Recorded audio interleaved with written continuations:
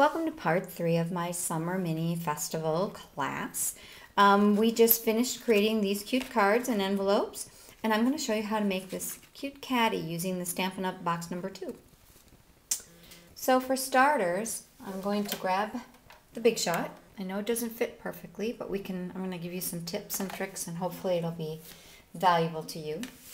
I also, when I have a die, such as this is the box number 2 Big XL die from Stampin' Up.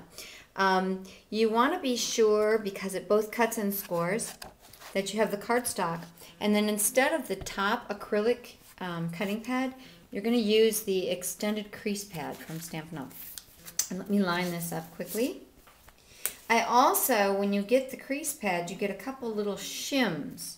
You can see I've got those on my bottom as part of my sandwich to keep it the tension just so. Sometimes you have to play with it a little bit to get it so it just perfectly cuts and scores. And the crease pad on the top is valuable because it isn't quite so hard and less likely to have cut through. So let's see what we've got. Hopefully it worked out nicely. So again, this is the crease pad. This is what we just cut. And it cut perfectly. I've got one little spot and I didn't line it up real well, so that's probably part of the problem. So I'm going to just show you that it happens to me too sometimes.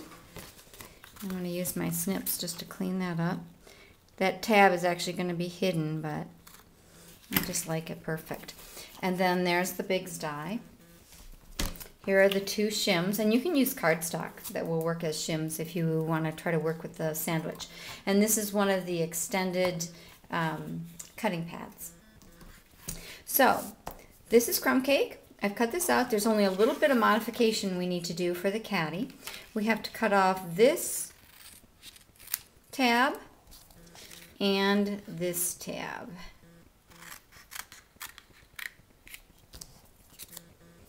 And then we're going to go ahead. I have the measurements for these little panels on the class blog.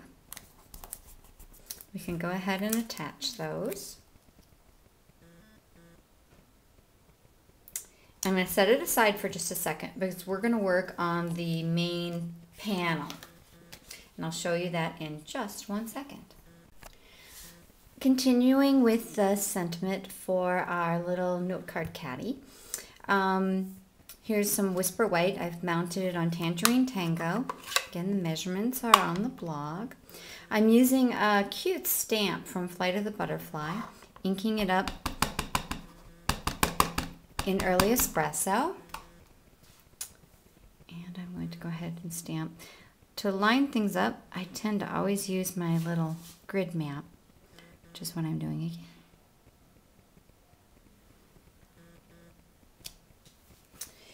And next, we're going to do something really fun. We're going to use one of the new embossing powders, colored Stampin' Emboss powders. We're going to use Tangerine Tango. And I have the butterfly stamp from Flower Fest.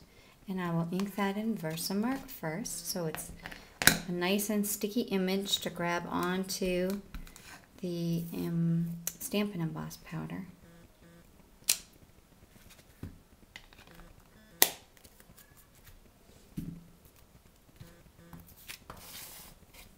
I'm doing this in my little powder pal. The beauty of the powder pal is when you're done, there's a little funnel so you can put the product that didn't attach back through and into the canister, which is a kind of nice way to save our precious powder.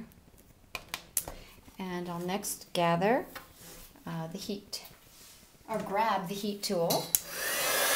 I love embossing with these colored powders. They give a really great match to the other Tangerine Tango options with Stampin' Up. I love how everything coordinates. I sure hope we see some more of these in the future. So it's getting a nice raised finish, shine. Might not be so easy to see on here. but I can see it from my end. The other really cool thing about the stamps in the Flower Fest is many of them coordinate with bunches, and this one coordinates with the butterfly punch. So since I like things kind of quick and easy, I think it's marvelous. And we'll go back to our sentiment. And I'm going to use a Stampin' Dimensional on the back side. And it's a little big, so I'm going to actually pull this up. And then I just cheat it in a little bit so that it doesn't show from the outside. And I'm going to put it right there so you can still see it taking flight. And then I have a button. By the way, my greens are all different. The ribbon, the designer series paper, and even this button is technically Old Olive from the Brights collection, and it's no big deal. Nothing bad has happened in the process of making this video, because I do happen to do that. I think they're all close enough, and sometimes I think it's pretty to have a little bit of variation in that. And this largest pearl does a very nice job of covering and making a pretty little center for the button. Doesn't that look cute? And my favorite thing to do with our buttons to get them to stay in place is to use a mini glue dot.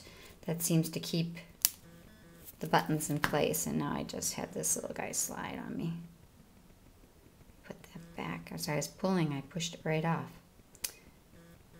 So I will put that on there. All right, everybody looks, yep, everybody's going to stay in place. And then I'm going to add this to our box using my snail. Sometimes I have to look around. There we go.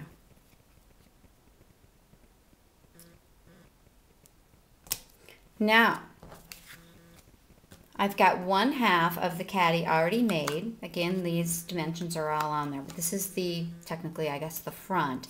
And there's some easy ways to fold this box that really require one little piece of sticky tape right here. And I also don't want you to fold this largest tab.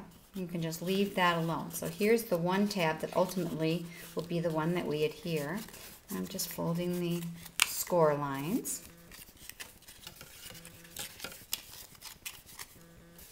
And it's pretty simple. Just put these two guys on top, lock them in, bring this large tab in, slides right through, and then you have just a perfect bottom. And so the only thing you need to attach is this one, and I recommend sticky tape for that. I don't think snail is strong enough for 3D, so I prefer to use sticky tape. These are also my gunky scissors. I have a little ribbon on them just because they happen to be the ones that I use for cutting sticky things, so I don't have to clean them all the time. I just keep them gunky. So here's our sticky tape. Sticky strip. I'm notorious for calling it the wrong thing. And I'm going to line up that corner and look at the top. And it's attached. Honestly, it's cute, just like that. But we're going to take it another level because we want a little spot for our note cards and a separate spot for envelopes. I've already added sticky strip to the back of this box that I created. And now I'm going to line them up.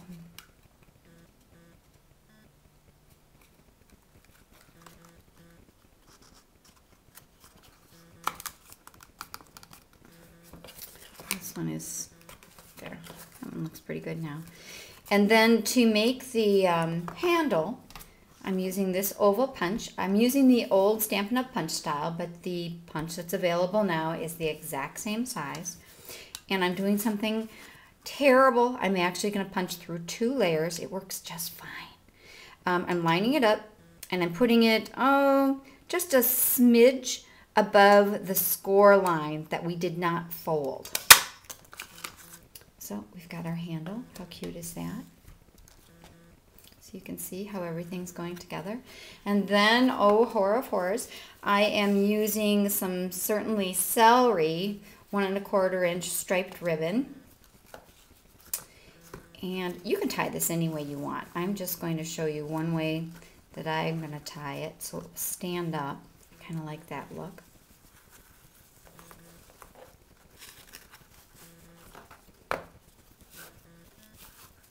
I don't even know what kind of knot you call this. I should have something fancy. I'm sure it's just a standard knot of sorts. But so, and I want to finish these off a little bit prettier. So I'm going to use my craft and paper scissors, which are gorgeous. I only use them for cutting ribbon because they cut so clean. So you can see, is that just pure cute? I just love it. You can look at all sides of it. All of the extra details are on my blog. Here's what it looks like with the little cards and envies inside. Too cute, right? Thank you so much. I will be back with the bonus tutorial. Bye-bye.